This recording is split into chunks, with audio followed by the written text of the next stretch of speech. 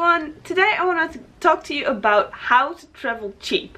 But before I start with this, I want to define what travel is. Because the reason that people think travel is too expensive to do is because they have this grand idea of hotels and resorts and like doing all kinds of activities. And yes, if you travel that way, it is very expensive and not a lot of people actually can afford to do those kind of things. However, travel is just visiting a place of interest for you that you have or haven't visited before. That doesn't mean you actually have to get out of the country to be able to travel. There's so much to see within your own environment that you just haven't even bothered to look up. Travel is just going somewhere.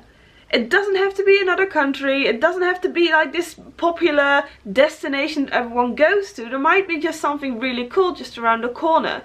So my first tip would be just Google what's in your area, or maybe what's popular within your country. Who knows, maybe there's a very popular tourist destination just an hour from your house, but you just never heard of it.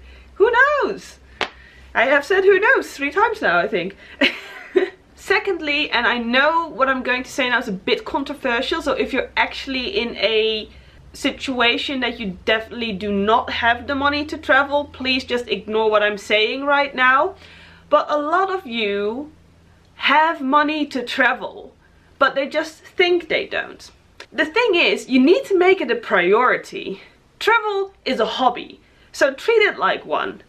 If you have money to buy new clothes every other week, or to go out drinking every weekend, you have money to travel. You just can't spend it on those things. And it kind of sounds like I'm telling you not to have fun, but I am telling you to make travel a hobby. Treat it like a hobby.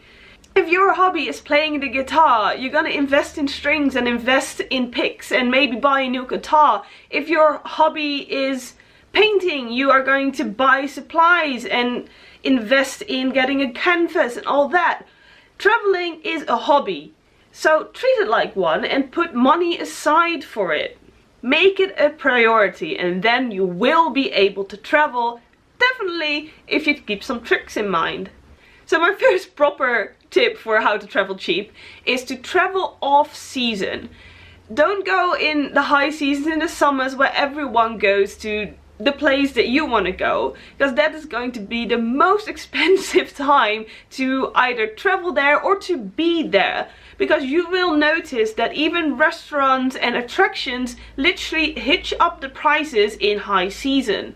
So travel off season. And secondly, second tip is to go to a budget destination. Yes, everyone wants to go to the Gold Coast in Australia, but maybe go to Perth or go to the Northern Territories. Visit a place that isn't on the high list within the country or the area that you want to go to. Go off the beaten track, because that's how you're gonna find the best spots with the least amount of people. After you picked a period you want to go to and a place you want to go to, research your flights. Do not just go to the site of the actual flight company and book there. It's going to be the most expensive thing ever. You have tons and tons and tons of comparison sites. You have Skyscanner, you have Google Flights, Momondo, Kayak. Just literally just Google flight comparison sites and you will find dozens of them. And what these sites do is they enable you to find the cheapest flights on certain days. So don't pin yourself down, I want to go from Monday to Friday and that's it. Look at the flights and determine based on the prices when you are actually going to go. Just give yourself a period, oh, I want to go in, I don't know, November.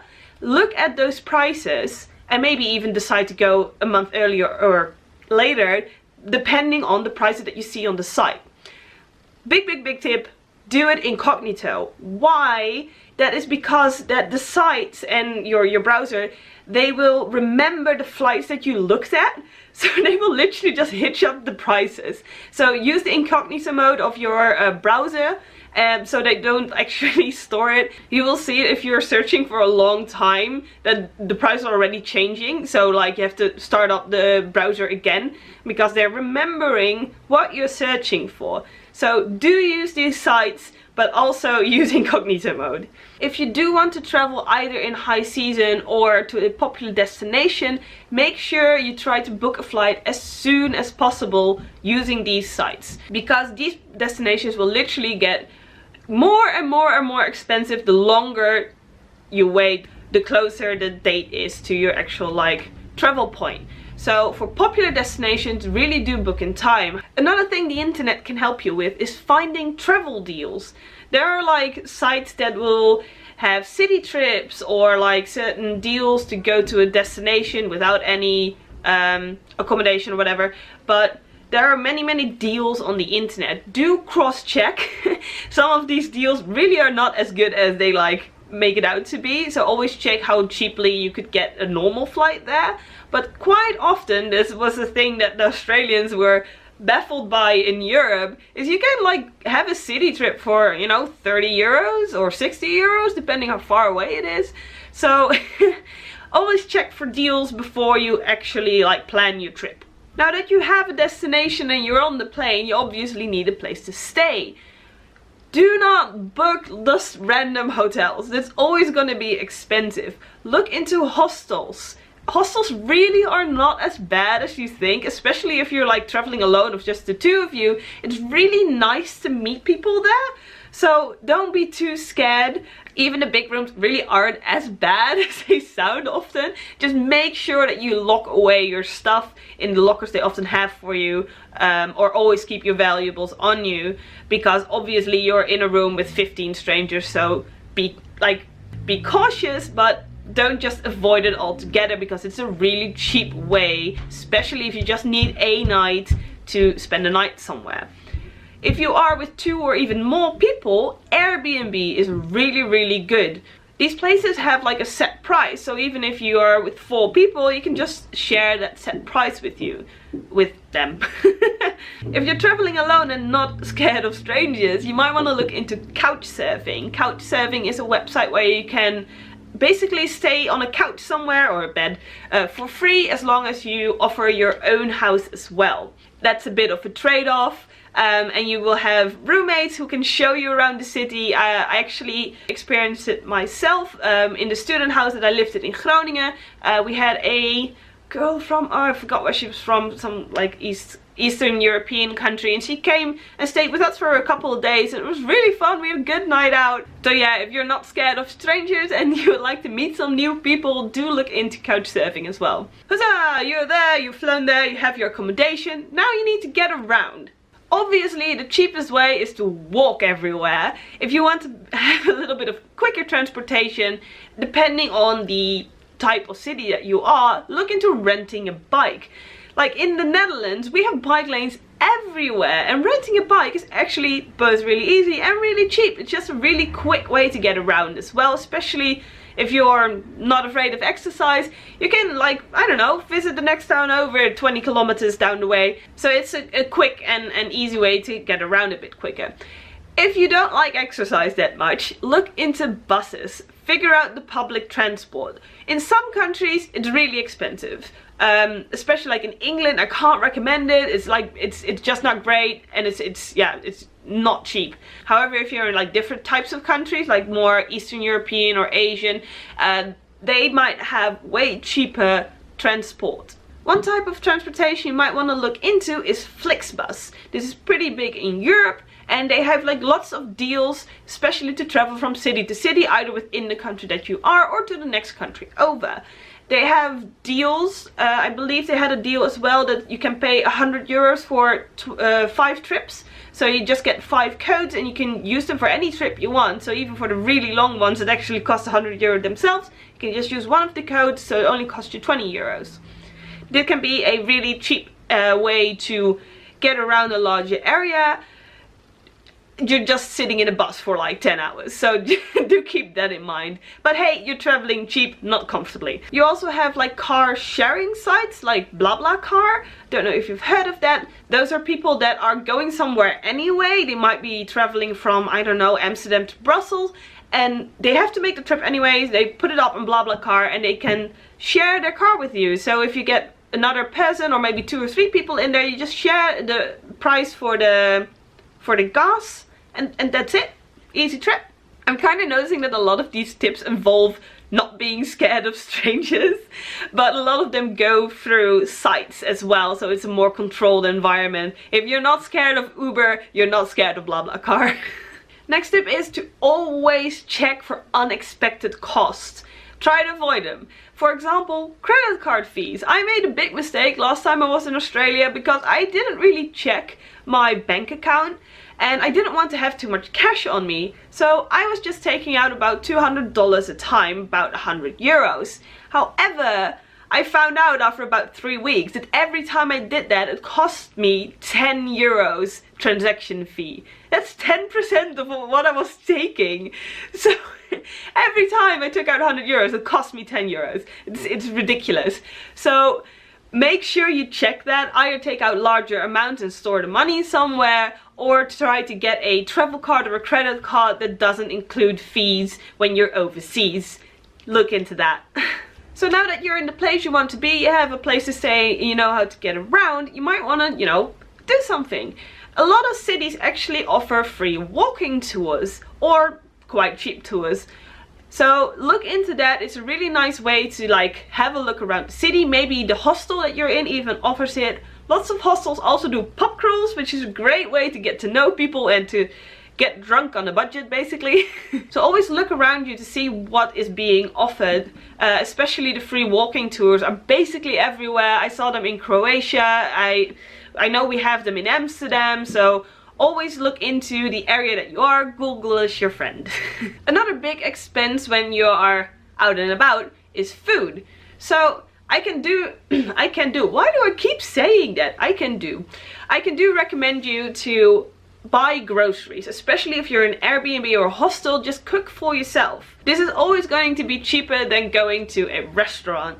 For example, buy a pot of pasta sauce and pasta, boil it yourself, and you have like spent 3 euros. If you go to a restaurant, it will cost you 15 euros, and it might not be top of the line cooking, but hey, it's food. If you do want to go to a restaurant, again, check for deals, because there are lots of sites that offer deals, and go off the beaten track. There are so many tourist traps that literally just up their prices because they are in an area with lots of tourists. Especially in Croatia, this was a really big thing. If you wanted to get a drink near the beach, it literally cost you 3 times as much as it did getting a drink in the city. So check for prices, go off the beaten path, just find, you know, little hole-in-the-wall restaurants to eat, and you'll be a lot cheaper. It will be a lot cheaper than going to well-known or high-end restaurants. So everything I talked about in this video is kind of based on you just going somewhere to travel for either a shorter or longer period of time. However, I do want to mention this one, which is working and traveling and volunteering and traveling at the same time. You have to look into this because not every country just allows you to work. Actually, basically none of them allow you to work just when you're on a vacation visa. So make sure that you actually have a visa that allows you to work as well.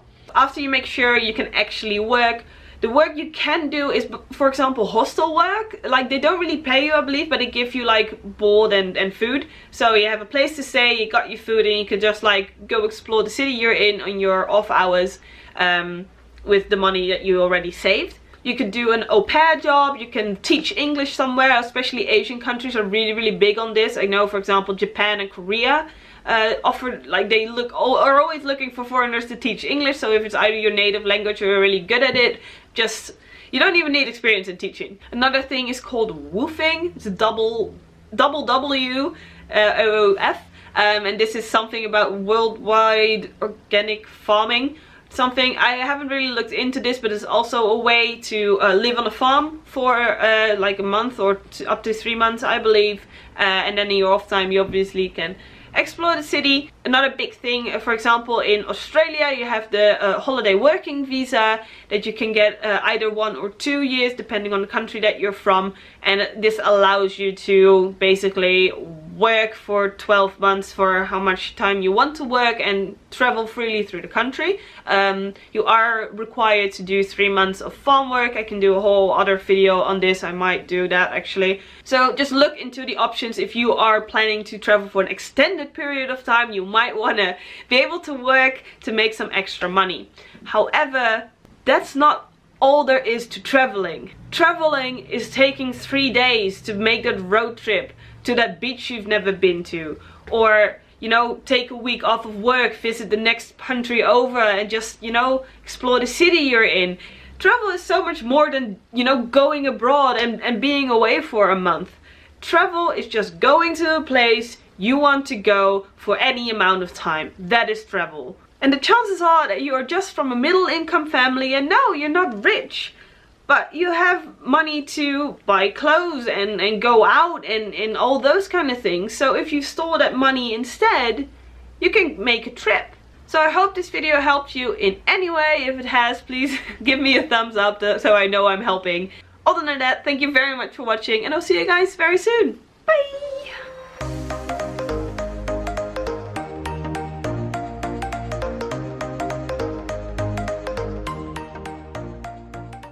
Well, that was already awkward since I am filming in front of a window and someone just came past and just looked at me very confused.